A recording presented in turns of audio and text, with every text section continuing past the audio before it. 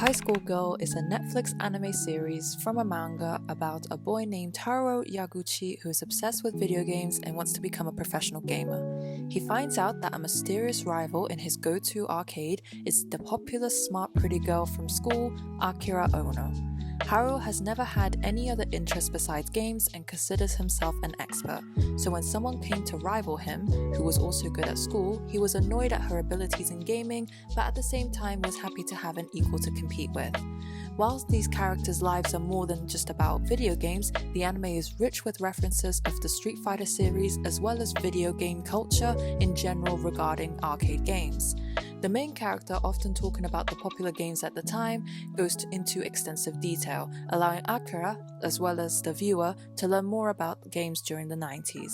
This plays into nostalgia about 90s video games, as this was when the series is set, as people familiar with the time will feel nostalgia, others not familiar with it will be able to learn more about the games of this era and the impact they had on people like Haruo. While there are no academic articles on this TV show, it will be explored through the lens of nostalgia and arcade game culture, as many online articles have praised the show's portrayal of the arcade in the 90s and have complimented its accuracy. Many articles have also referenced how nostalgic this TV series is, and I will reference them later on. As someone who has not played many video games apart from Sims 3 and Nintendogs, I have zero experience with arcade games, but watching the show made me learn more random obscure facts about games from this era, and I wanted to share my perspective about this series. Facts about the show include that the anime television series' first season aired from July to September 2018. It is directed by Yoshiki Yamakawa and written by Tatsuhiko Urahara. Netflix streamed the series on the 24th of December 2018 with an English dub. There are many references to video games as the anime goes throughout the 2 seasons, from arcade games like Street Fighter, Virtua Fighter, Final Fantasy, and references to consoles like the Nintendo, PlayStation, and Atari, and even the characters in the games are integrated into the storyline. There were legal issues with the manga itself in August 2014 due to an IP violation claim by SNK Playmore, starting with the manga features over 100 instances of characters from the King of Fighters, Samurai Showdown, and other fighting games. Then Square Enix, the publishers of the manga, responded by voluntarily recalling all printed volumes and suspending publication of future volumes and digital sales temporarily. But the manga continued its run in monthly Big Gangan. However, this was resolved in August 2015 as Square Enix and SNK Playmore reached a settlement. This meant the lawsuit was cancelled and the manga could be sold again under the new name High School Girl. In order to discuss this period, it is essential to contextualize the television series and demonstrate how this is being received by the public. This is shown through mostly positive reviews of this series' portrayal of video games, as well as the characters and the setting. Through the character Haruo, explanation of games and techniques relevant to the time are given, which can give viewers with lack of experience in gaming a peek into this era, and for viewers familiar with it, nostalgia.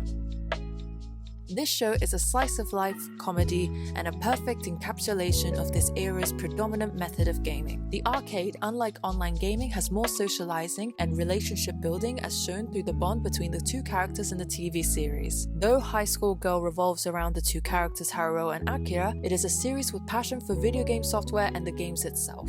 A brief explanation of the first episode will be given to give an idea of this series.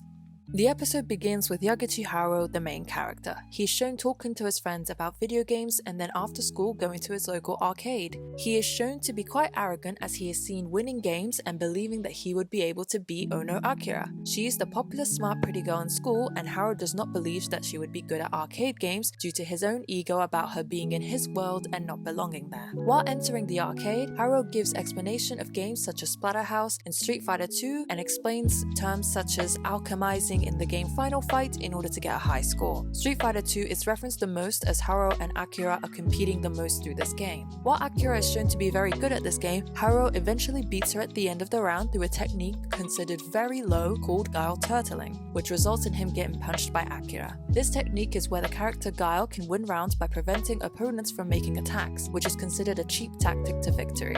This is shown through Haruo's explanation and the characters around him exclaiming how low this tactic is. This shows the positive and negative sides of video game culture as women are often not considered and excluded.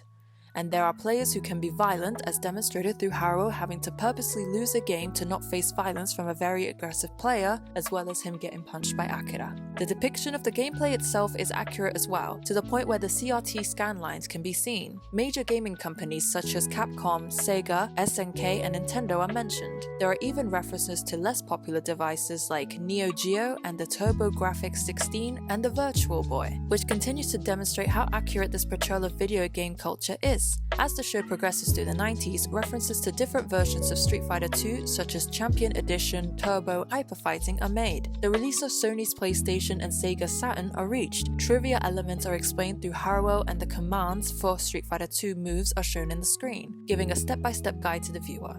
Furthermore, at the end of the credits for the show, there are short bios for arcade games of that time, giving the viewer even more insight to this period. Street Fighter II was released in 1987, and this show references all Street Fighter releases up to 1995, which shows the impact this game made worldwide, not only in Japan. This gaming franchise defined the fighting game genre and allowed other games like Mortal Kombat to evolve the fighting game genre. This series not only tells the audience that the Street Fighter II was popularized by the Super Nintendo, but also that there was a handheld version for PC Engine GT, which was called the Turbo Express in the US. This type of knowledge would not have been known by non-Japanese viewers and shows the high level of accuracy and detail that this series has. However, while the two main characters did not have a good start, they are shown to bond and grow closer throughout the series using games as a form of communication. While this bond between the characters is positive, the lack of dialogue from Akira is very noticeable and one of the few negatives this series contains. However, she's still described as a delightful character. However, not all reviews discussing the show are positive. Though this article notes the depiction of video games is accurate for the setting through references of mainstream titles such as Final Fight and Virtua Fighter, and obscure ones like Viper Phase 1 and Zero Team, the critiques of video game culture include the explanation that Haruo gives feeling like a Wikipedia entry in need of editing. Though the footage of actual games being used in the show is praised, this is only seen as a nostalgic moment for the viewer. This article also mentions that the learning process around gaming is completely skipped over by this series. Though Akira and Haruo are often shown winning, when Akira was able to go on the PC Engine at Haruo's house when he was ill in the first season's second episode, she was shown being novice to home gaming, as all her gaming experience was only in the arcade. Furthermore, the character Hidaka, learning about video games and practicing, is one of the main characters that embodies the learning curve of gaming.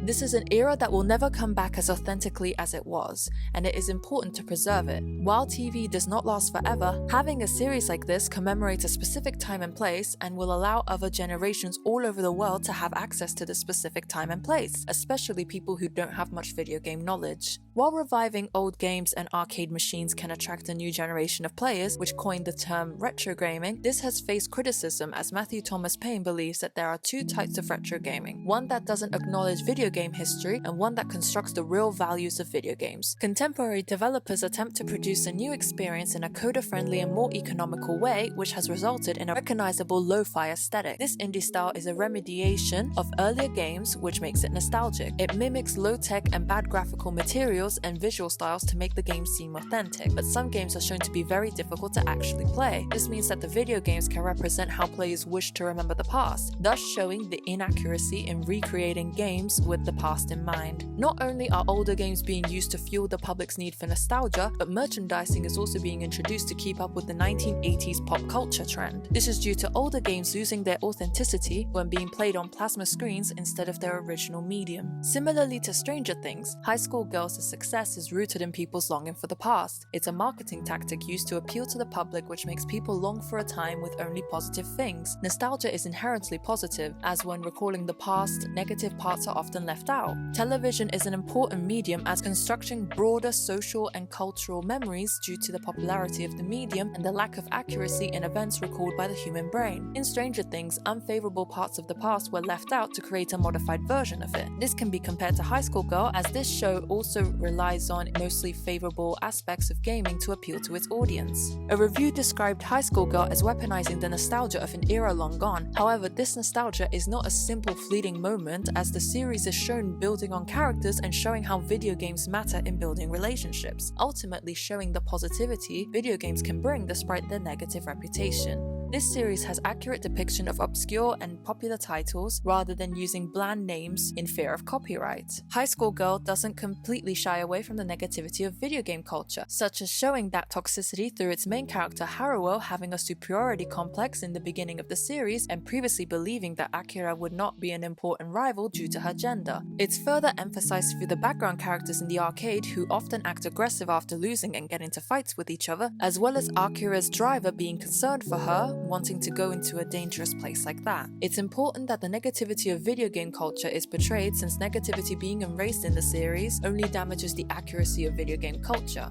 High Score Girl is a fantastic show, violence aside. Currently there are 2 seasons out. If you haven't seen it, I definitely recommend it. I don't think a 3rd season will be in the works, as the source material does not go further than season 2's ending. I hope you enjoyed this video, and I will see you all very soon.